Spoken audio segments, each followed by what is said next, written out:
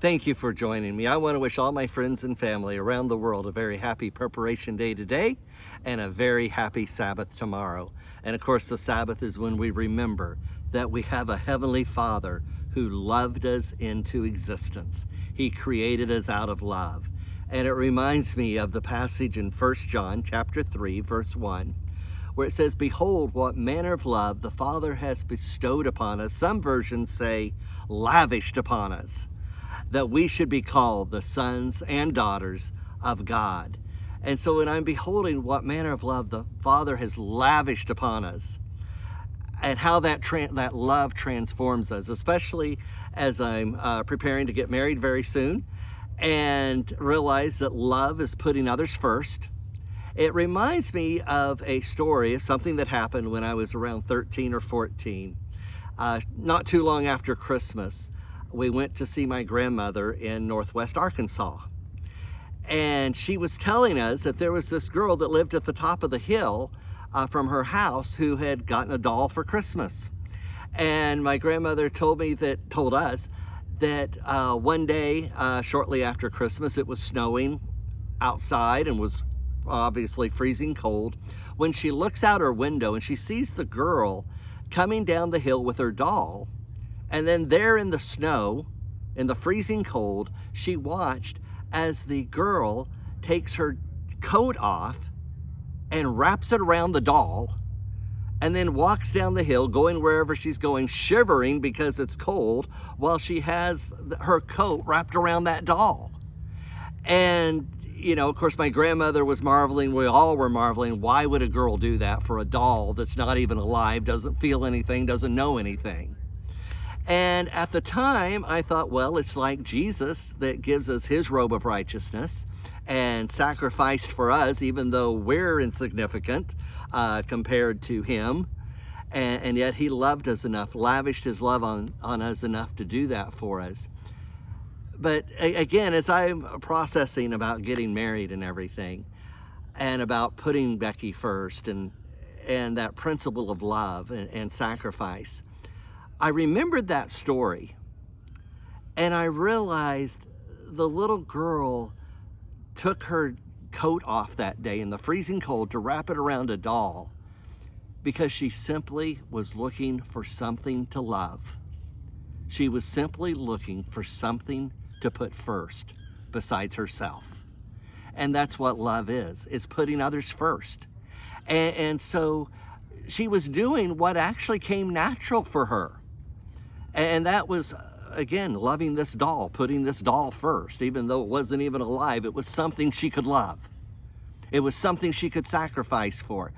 That sacrifice to her came natural. And that is the thing for each and every one of us. Love and sacrificing should be exactly what comes natural. Years ago, when I was a teenager, the pastor of my church, Hubert Cisneros, would say repeatedly, sin is insanity. And it is, when you think about it. Sin is insanity. And so here's the thing. We think being selfish is natural because we're living in the flesh. We're living in a sinful world. We think being selfish is natural, but it's not. And as I remember that story of that little girl needing something to sacrifice for, needing something to love, I realized that selfishness is not natural. Sacrificing for others is natural. And when we behold the love of God, when we behold the sacrifice Christ made for us, it transforms us. It transforms us from insanity. It transforms us from what is not natural to do what is natural. And that is to love and to sacrifice for others as Christ has loved and sacrificed for us. When we're healthy, when we're in our right mind, and we reflect the character of God, love and sacrifice will be natural.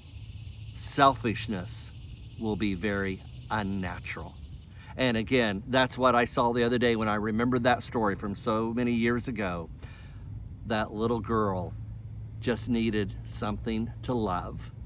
And for her to love it, she had to make a sacrifice. For her, that was natural.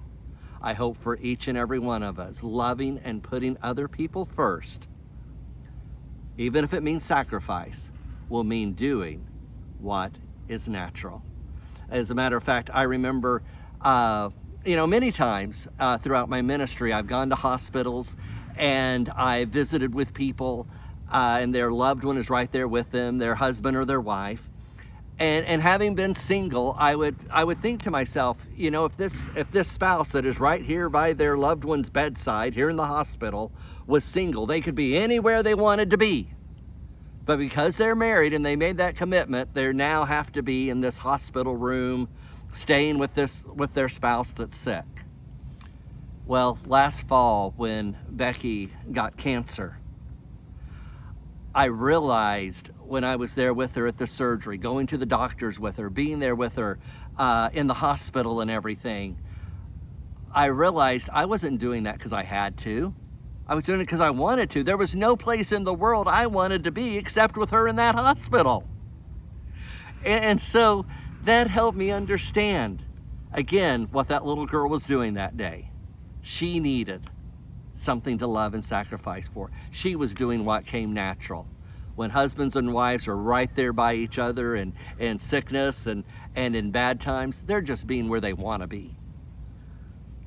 Selfishness is unnatural. Love and sacrifice is what is natural.